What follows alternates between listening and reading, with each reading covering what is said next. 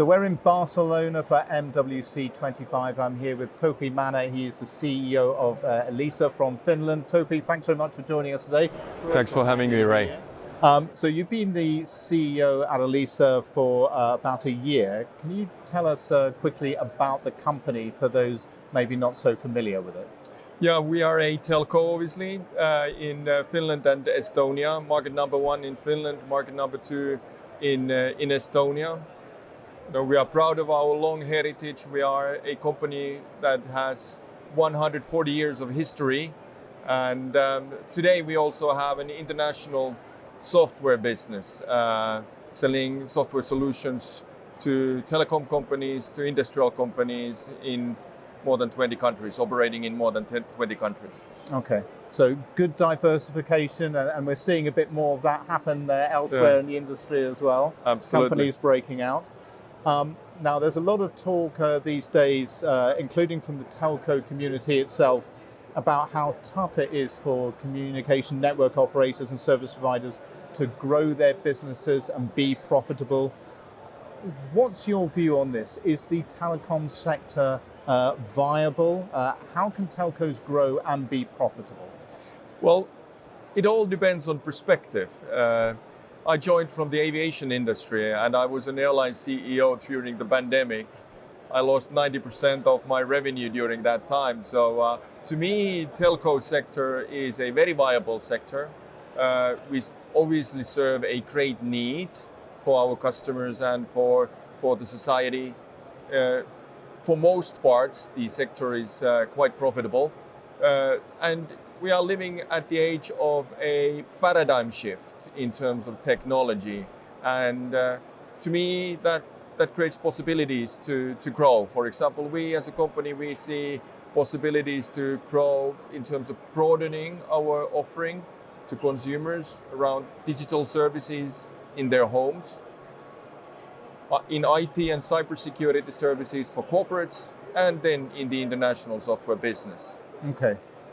I mean, that sort of diversification and expansion of the portfolio is something that's been talked about at a show like MWC for forever and ever. But is there something about the environment or the capabilities now that make this more of a potential reality than just maybe a PowerPoint slide or an idea? Well, I think that there are a couple of things happening out there on the market. Clearly, new technologies are developing very, very fast, and AI obviously is a case in point. Then the geopolitical turmoil that we are living currently, means that, for example, defense industry will be having a lot of investment need going forward, and I think our industry plays a role in that. So that creates growth opportunities. So the world is changing, and I think that there will be opportunities. We need to capture those opportunities. Yeah, absolutely. Now, Elisa is known for being a company for quite a while now that always seems to be at the cutting edge of technology developments. For example, in the high-speed fixed broadband, cloud RAN, 5G advanced.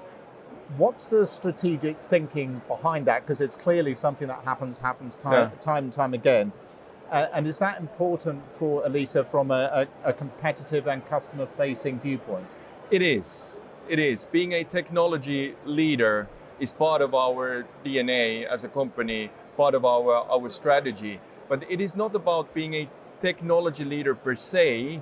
It is very much about bringing value to customers. But we have this underlying belief that with the kind of solutions that you mentioned, we will be able to serve our customers better, generate value for them, and then also to monetize that value for better business, like we are doing, for example, with 5G these days. Okay.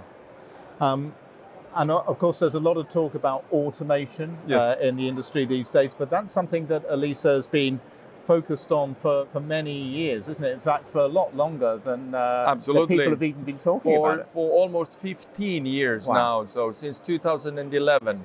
So we have this, what we would like to think as world-leading capability around network automation, which is very much about data, about predictive modeling, advanced analytics and machine learning. And today that translates to our customers with better quality of the network, We have all-time high customer satisfaction at the end of last year, and it translates to us as lower OPEX. And now we have effectively taken this capability, we have turned that into a software product that we are selling to 100 telcos in the world. Right, okay. So internal innovation for yourselves and customers, and then take that further. That is the pattern that keeps on repeating itself in Elisa. We develop something for our own use with our resourceful, innovative engineering skills, and then we commercialize that for customers. Another example is our virtual power plant, distributed energy storage, that is gathering traction out there on the market right now. Okay, interesting. Now, of course, here at MWC, you can't go 5 yards without seeing some kind of AI messaging or marketing or announcement. And you recently announced plans to hire 100 AI specialists this year. Is this a drive to further automation at the company, or to develop AI-specific services for customers? What's the reasoning behind this move to hire these people? Well, we have great people already in the company, and we want to ensure that we will continue to have it so going forward. And software skills and that capability is very much in the core of our strategy, including automation, including AI. We are using that capability for growth across our business, but also for productivity across our business. Okay. And so is there a plan to develop a suite of AI-enabled services for the customers that are new to the market and maybe specific to the markets you're in? Absolutely, absolutely. So, the energy solution around virtual power plant is a case in point for telcos, enabling 50% reduction in the electricity bill of the RAN network. That same analogy applies for consumers, enables consumers to minimize the electricity bill of their household. We bring the battery to your home, and we manage that, the electricity purchase from the grid with our AI solution. Right, okay. So lots of different uses of AI that perhaps people are just discovering can be part of the business strategy. Absolutely. Okay, excellent. Topi, thank you very much for joining us today. Great to talk to you, and enjoy the rest of MWC25. Thank you, Ray. Thank you.